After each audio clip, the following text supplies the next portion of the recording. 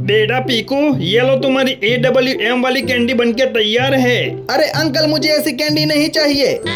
तो तुम्हें कैसी कैंडी चाहिए? मुझे पबजी वाली AWM वाली गन वाली कैंडी चाहिए। ऐसी बात है तो पूरी वीडियो देख, मैं कैसे बनाता हूँ तेरी AWM वाली कैंडी। हाँ हाँ, देखते हैं आप कैसी कैंडी बनाते हो। लेकिन अंकल एक बात सुनो, आप कितने पैसे लोगे इस कैंडी के? देख बेटा पीकू, मुझे पैसे नहीं चाहिए। वीडियो अच्छी लगे तो लाइक सब्सक्राइब कर देना। बस इतनी छोटी सी बात, ये लोग कर देंगे, देख लेना आप। चलो ये हो गया। हाँ ये भी, इसको भी कर देते हैं। हाँ इसी तरह से। तो बेटा देखा तुमने पीकू, मैंने कैसी बने तुम्हारी AWM वाली कैंडी। ये लो पकड़ो और यहाँ से चलते बनो।